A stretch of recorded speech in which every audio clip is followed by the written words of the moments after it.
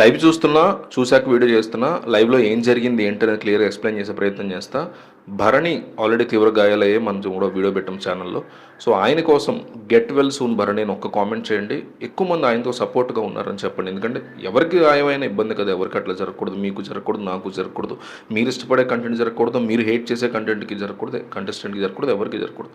So get well soon Bharani అని ఒక comment ఇచ్చేసి వీడియో చూడడం మీరు కంటిన్యూ చేయండి. భరణి ఇంట్లోకి వచ్చినప్పటి నుంచి కూడా మనం అబ్జర్వ్ చేస్తే ఇమ్మాన్యుయల్ మీద అతనికి ఏదో కాస్త కోపం ఉందనేది కనిపిస్తోంది.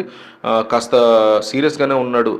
కట్టప్ప దెబ్బేసావు కదా, అమేంద్ర బాహుబలి కట్టప్ప అన్నట్టు వెకిలిగా నవ్వుతూ మళ్ళీ హగ్గిస్తూ భరణి కాస్త కసిగానే ఇమ్మాన్యుయల్ విషయంలో అక్కసు కక్కాడు అనేది కనిపిస్తుంది. ఇమ్మాన్యుయల్ మీద ఎంత కోపంగా ఉన్నాడు అనేది కూడా ఈ సీన్లో క్లియర్గా బయటపడింది.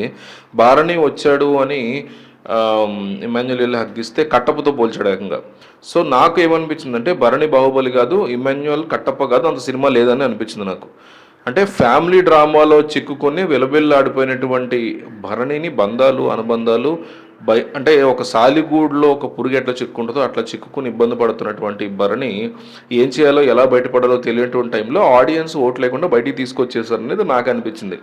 అంటే ఇమాన్యుయల్ ఏమీ పనిగట్టుకుని నామినేట్ చేసి అతను బయటికి పంపించలేదు కదా. పైగా ఆ రోజు మనం అనుకుంది ఏంటంటే ఇమాన్యుయల్కి ఇచ్చినటువంటి పవర్, అతను కష్టపడి గెలిచినటువంటి పవరు, సరే తనుజాకి వెళ్లకుండా భరణి అడ్డుకున్నాడు అనేది కూడా మనం చూసాం. అల్టిమేట్గా ఇమాన్యుయల్కి వెళ్ళేలాగా కావాలని చేయకపోయినా భరణి తనుజాని పక్కకు పెట్టడంతో అది ఇమాన్యుయల్కి వచ్చింది, అది కూడా మనం చూసాం. సో ఆ గెలిచినటువంటి దాన్ని కంపల్సరీగా భరణి కోసమే వాడాలి అని కూడా ఏం లేదు. బట్ కంపేర్ చేసుకుంటే రాము వర్సెస్ భరణిలో డెఫినెట్లీ భరణి కాస్త బెటర్ కాంటెస్టెంట్ అనేది మనం అనేకసార్లు అనుకున్న సిచ్యువేషను. కానీ గ్యారంటీగా ఏమీ అతన్ని సేవ్ చేయాలనే రూల్ కూడా లేదు కదా అనేది అర్థం చేసుకోవాలి. కెప్టెన్సీ కంటెండర్ టాస్క్ ఇలా రాడ్లు పట్టుకొని నిలబడ్డాడు, అదైతే మెచ్చుకోవాలి.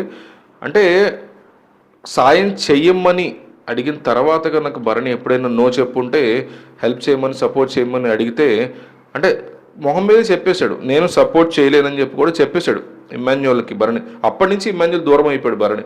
సో నేను నోరు తెలిసిన అడిగితే ఇట్లా కాదనేసాడు.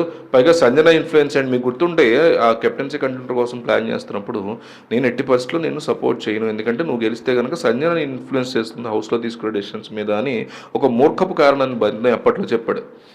సో అంత క్లియర్గా చెప్పిన తర్వాత ఇమాన్యుయల్ దూరంగా ఉంటూ వచ్చాడు. పైగా ఎప్పుడైనా అవతల వాళ్ళకి ఏదైనా సాయం చేస్తే అవతల నుంచి కూడా మనం ఎక్స్పెక్ట్ చేయొచ్చు.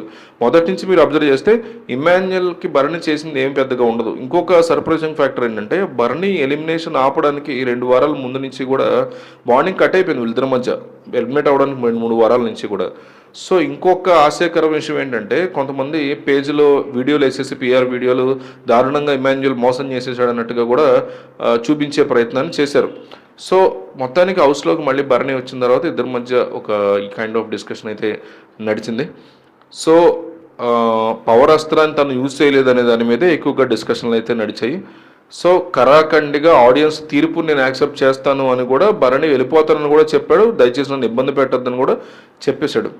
సో కుదరదని కూడా చెప్పింది. అంతకుముందు కూడా కొన్ని సీజన్స్లో జరిగినప్పుడు సేవింగ్ ఎవిక్షన్ ప్రాసెస్లో కూడా మనం ఇట్లా జరగడం చూసాం.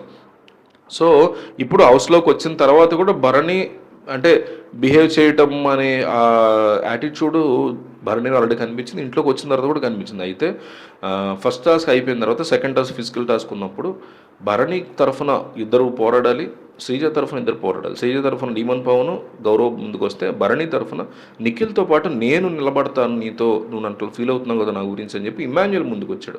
ఉండి చాలా స్ట్రాంగ్గా ఫైట్ అయితే చేశాడు. ఫైట్లో భాగంగా భరణికి తీవ్ర గాయాలు అవడంతో ఆయన్ని హాస్పిటల్ తీసుకెళ్లాల్సి వచ్చింది. మళ్ళీ ఆయన వచ్చే పరిస్థితిలో తీవ్ర గాయాలని చెప్తున్నారు. సో ఇక్కడ పాయింట్ ఏంటంటే లైవ్లో మనం చూస్తున్నప్పుడు మనకు అర్థమైంది ఏంటంటే భరణి చాలా కోపంతో వచ్చాడు ఇమాన్యుయల్ మీదకి. హౌస్లోకి వచ్చేటప్పుడు వెళ్ళిపోయేటప్పుడేమో దట్స్ ఓకే ఇమాన్యుయల్ తీసుకుంది భరణి డెసిషన్ అన్నాడు. బిగ్ బాస్ బజ్లో కూడా అది అతని స్ట్రాటజీ అంటూ కూడా మాట్లాడాడు. సో ఇవన్నీ మనం ఒకసారి కనుక అబ్జర్వ్ చేస్తే భరణి ఇంత కోపంతో వచ్చాడు హౌస్లోకి అనేది మనకి క్లియర్గా కనిపిస్తుంది ఇమాన్యుయల్ విషయంలో.